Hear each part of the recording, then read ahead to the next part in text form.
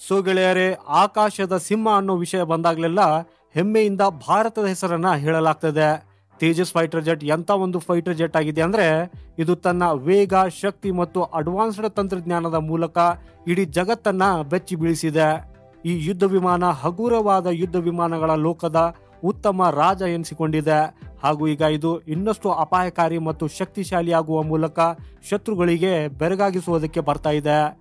ಈ Tejas mark II ಗಾಳಿಯಿಂದ ನೆಲಕ್ಕೆ ಶತ್ರುಗಳನ್ನು ನಾಶ ಮಾಡುವ ಸಾಮರ್ಥ್ಯವನ್ನು ಹೊಂದಿದ ಯುದ್ಧ ವಿಮಾನವಾಗಿದ್ದು, ಇದರ ಶಕ್ತಿಯನ್ನು ಕಂಡು ಚೀನಾ ಮತ್ತು ಪಾಕಿಸ್ತಾನದ ಬೆವರಂತೂ ಇಳಿಯುತ್ತದೆ. ಇದರೊಂದಿಗೇನೆ ಅಮೆರಿಕದ ಕಿವಿಗಳಲ್ಲಿ ಕೂಡ ಹೊಗೆ ಬರಲಿದೆ.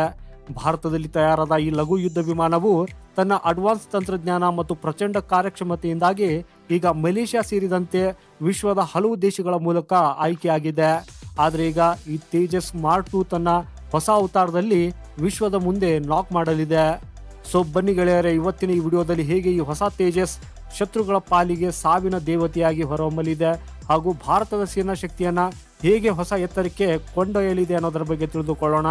ಆದರೆ ಗೆಳೆಯರೇ, ಈ ವಿಡಿಯೋದಲ್ಲಿ ಮುಂದೆ ಹೋಗುವುದಕ್ಕಿಂತ ಮುಂಚೆ ತೇಜಸ್ ಮಾರ್ಕ್ II ಈ ವಿಡಿಯೋನ ಲೈಕ್ ಮಾಡುತ್ತಾ ಕಮೆಂಟ್ ಬಾಕ್ಸ್ ಅಲ್ಲಿ ಜೈ ಹಿಂದ್ ಅಂತ ಬರೆಯೋದನ್ನ ಮರೆಯದಿರಿ. ಸೊ ಗೆಳೆಯರೇ, ಆಕಾಶದ ನಿಜವಾದ ಸಿಂಹದ ವಿಷಯಕ್ಕೆ ಬಂದ್ರೆ ಬಹಳ ಹೆಮ್ಮೆಯಿಂದ ಭಾರತದ ಹೆಸರನ್ನ ಹೇಳಲಾಗ್ತದೆ. ತೇಜಸ್ ಮಾರ್ಕ್ II ತನ್ನ ತಾಂತ್ರಿಕ ಶಕ್ತಿ ಮತ್ತು ಕಾರ್ಯಕ್ಷಮತೆಯಿಂದ ಆಕಾಶದಲ್ಲಿನ ಸಾವಿನ ಪಕ್ಷಿ ಅಂತಾನೆ ಸಾಬೀತಾಗಲು ಹೊರಟಿದೆ. ಇದರ ತಾಂತ್ರಿಕ ಸಾಮರ್ಥ್ಯ ಹಾಗೂ ಕಾರ್ಯಕ್ಷಮತೆ ಇಡೀ ವಿಶ್ವವನ್ನೇ ಬೆಚ್ಚಿ ಬೀಳಿಸಿದ್ದು, ಇದೀಗ Tejas mark II medium weight aircraft ನ ರೂಪದಲ್ಲಿ ಜಗತ್ತಿನ ಮುಂದೆ ಗರ್ಜಿಸಲು ಸಿದ್ಧವಾಗಿದೆ. ಡಿಫೆನ್ಸ್ ಎಕ್ಸ್ಪೋ 2022ರಲ್ಲಿ ADA ಈ ವಿಮಾನವನ್ನ ಜಗತ್ತಿಗೆ ಪ್ರಸ್ತುತಪಡಿಸಿತ್ತು. ಆದರೆ ಅದರ ಎಲ್ಲ ವೈಶಿಷ್ಟ್ಯಗಳನ್ನ ಆ ಸಮಯದಲ್ಲಿ ಬಹಿರಂಗಪಡಿಸಲಾಗಿದ್ದಿಲ್ಲ.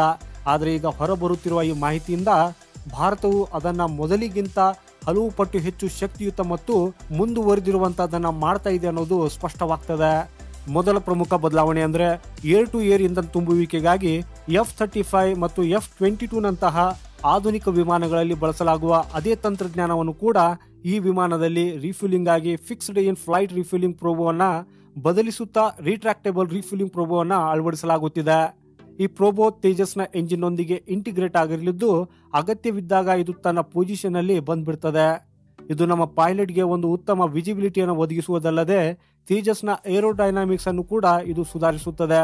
ಎರಡನೇ ಪ್ರಮುಖ ಬದಲಾವಣೆಯು ಕನ್ಫರ್ಮಲ್ ಫ್ಯೂಯಲ್ ಟ್ಯಾಂಕ್ ನ ಆಗಿದ್ದು, ಇದು ತೇಜಸ್ಗೆ ಸರಿಸುಮಾರು 1200 ಲೀಟರ್ ಹೆಚ್ಚುವರಿ ಇಂಧನವನ್ನು ಸಾಗಿಸಲು ಅನುವು ಮಾಡಿಕೊಡುತ್ತದೆ. ಇದರಿಂದಾಗಿ ಇದು ತನ್ನ ವ್ಯಾಪ್ತಿಯನ್ನ 25ರಿಂದ 30% ಹೆಚ್ಚಿಸುತ್ತದೆ. ಈ ಫ್ಯೂಯಲ್ ಟ್ಯಾಂಕ್ ವಿಂಗ್ಸ್ ನ ಕೆಳಗಡೆ ಪೈಲಾನ್ಗಳ ಇರುವಂತದನ್ನ ಖಾಲಿಯಾಗಿ ಇಡಲಾಗ್ತದೆ. ಯಾಕಂದ್ರೆ ಹೆಚ್ಚಿನ ಪ್ರಮಾಣದ ಶಸ್ತ್ರಾಸ್ತ್ರಗಳನ್ನ ಅಲ್ಲಿ ಫಿಟ್ ಮಾಡುವುದಕ್ಕಾಗಿ. ಇದರರ್ಥ ತೇಜಸ್ ಶತ್ರುಗಳ ವಿರುದ್ಧ ಇನ್ನಷ್ಟು ಬಾಂಬ್ ಮತ್ತು ಕ್ಷಿಪಣಿಗಳೊಂದಿಗೆ ಹಾರಲಿದೆ. Tejas mark II air inlet ಅನ್ನ ಎಂಜಿನ್ ಒಳಗೆ ಗರಿಷ್ಠ ಪ್ರಮಾಣದಲ್ಲಿ ಗಾಳಿಯನ್ನ ತೆಗೆದುಕೊಳ್ಳುವಂತೆ ಡಿಸೈನ್ ಮಾಡಲಾಗಿದ್ದು, ಇದರಿಂದಾಗಿ ಎಂಜಿನ್ ತನ್ನ ಪೂರ್ಣ ಸಾಮರ್ಥ್ಯದೊಂದಿಗೆ ಕಾರ್ಯನಿರ್ವಹಿಸುತ್ತದೆ. ಇದರೊಂದಿಗೇನೆ ಇದರ ಡಿಸೈನ್ ಅನ್ನ ಎಷ್ಟು ಅಡ್ವಾನ್ಸ್ ಆಗಿ ಮಾಡಲಾಗಿದೆ ಅಂದ್ರೆ, ಈ ಎಂಜಿನ್ ನ ಕ್ರಿಸ್ಟಲ್ ಬ್ಲೇಡು ರೆಡಾರ್ ನಲ್ಲಿ ಗೋಚರಿಸುವುದಿಲ್ಲ.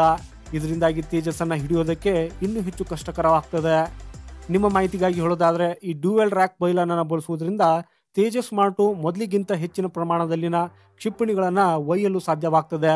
ಒಂದೇ ಬಾರಿಯಲ್ಲಿ ಎಷ್ಟು ಹೆಚ್ಚಿನ ಪ್ರಮಾಣದ ಕ್ಷಿಪಣಿಗಳನ್ನು ಹೊತ್ತೊಯ್ಯುತ್ತದೆ, ಅಷ್ಟೇ ಶತ್ರು ವಿಮಾನಗಳ ಮುಂದೆ ಇದು ಹೆಚ್ಚು ಶಕ್ತಿಯುತವಾಗಿರುತ್ತದೆ.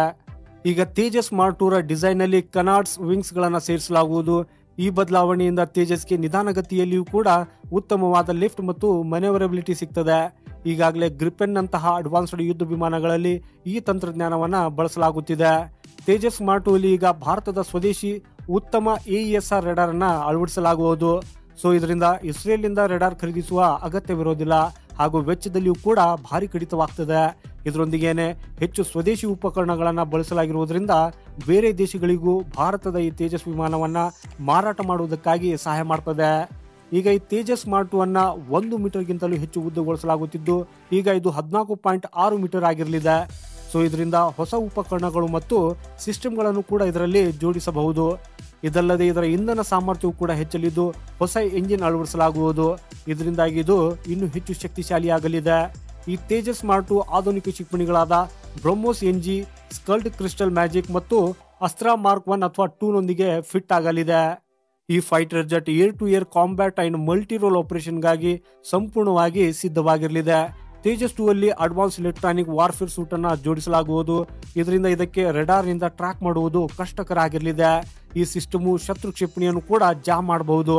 ಇದರಿಂದಾಗಿ ವಿಮಾನ ಮತ್ತು ಪೈಲಟ್ನ ಸುರಕ್ಷತೆಯನ್ನು ಇದು ಖಚಿತಪಡಿಸುತ್ತದೆ. ಇದಷ್ಟೇ ಅಲ್ಲದೆ ತೇಜಸ್ ಮಾರ್ಕ್ 2ನ ಡಿಸೈನ್ ಅಲ್ಲಿ ಈಗ ಇನ್ನು ಹೆಚ್ಚು ಕಂಪೋಸಿಟ್ ಮಟೀರಿಯಲ್ ಮತ್ತು ರೆಡಾರ್ ಅಬ್ಸರ್ವಿಂಗ್ ಕೋಟಿಂಗ್ ಅನ್ನ ಬಳಸಲಾಗ್ತದೆ. ಈ ಕಾರಣದಿಂದಾಗಿ ಇದು ಸ್ಟೆಲ್ತ್ ವಿಮಾನದ ರೀತಿಯಲ್ಲಿ ಶತ್ರು ರೆಡಾರ್ಗಳಿಂದ ಉಳಿಯುತ್ತದೆ. ಸೊ ಗೆಳೆಯರೇ, ಇವುಗಳು ತೇಜಸ್ ಮಾರ್ಕ್ 2 ಅನ್ನ ವಿಶ್ವದ ಅತ್ಯಂತ ಶಕ್ತಿಶಾಲಿ ಮತ್ತು ಅಡ್ವಾನ್ಸ್ಡ್ ಯುದ್ಧ ವಿಮಾನವನ್ನಾಗಿ ಮಾಡುವ ವಿಶೇಷ ಬದಲಾವಣೆಗಳಾಗಿವೆ. ಇಂದಿನ ಭಾರತ ಯಾವುದೇ ದೇಶದ ಮೇಲೆ ಅವಲಂಬಿತವಾಗಿಲ್ಲ. ಇದನ್ನು ಹೊರತು ತನ್ನ ಶಕ್ತಿಯ ಮೇಲೆ ತನ್ನದೇ ಆದ ಹೊಸ ತಂತ್ರಜ್ಞಾನಗಳನ್ನು ಅಭಿವೃದ್ಧಿಪಡಿಸುತ್ತಿದೆ. ತೇಜಸ್ ಮಾರ್ಕ್ 2 ಭಾರತದ ಮಿಲಿಟರಿ ಶಕ್ತಿಯನ್ನ ಹೊಸ ಎತ್ತರಕ್ಕೆ ಕೊಂಡೊಯ್ಯಲಿದೆ. ಸೊ ಅದಕ್ಕಾಗಿ ಈ ವಿಡಿಯೋನ ಆದಷ್ಟು ಎಲ್ರಿಗೂ ಶೇರ್ ಮಾಡಿ ಹಾಗೂ ಇಡೀ ಜಗತ್ತಿಗೆ ಭಾರತದ ಈ ತೇಜಸ್ ಯಾವ ರೀತಿಯಲ್ಲಿ ಶತ್ರುಗಳ ಹೃದಯದಲ್ಲಿ ಆತಂಕ ಸೃಷ್ಟಿಸಿದೆ ಹಾಗೂ ಸ್ನೇಹಿತರ ಹೃದಯದಲ್ಲಿ ಹೆಮ್ಮೆಯನ್ನು ತುಂಬಿದೆ ಅನ್ನೋದನ್ನ ತೋರಿಸಿ. ಇನ್ನುವರೆಗೂ ಈ ವಿಡಿಯೋನ ಲೈಕ್ ಮಾಡಿಲ್ಲ ಅಂದ್ರೆ ದಯವಿಟ್ಟು ವಿಡಿಯೋನ ಲೈಕ್ ಮಾಡುತ್ತಾ ಚಾನೆಲ್ ಸಬ್ಸ್ಕ್ರೈಬ್ ಮಾಡೋದನ್ನ ಮರೆಯದಿರಿ. ಸಿಗೋಣ ಮುಂದಿನ ಮತ್ತೊಂದು ಇಂಟ್ರೆಸ್ಟಿಂಗ್ ವಿಡಿಯೋದೊಂದಿಗೆ. ವಂದೇ ಮಾತರಂ. ಭಾರತ್ ಮಾತಾ ಕಿ ಜೈ.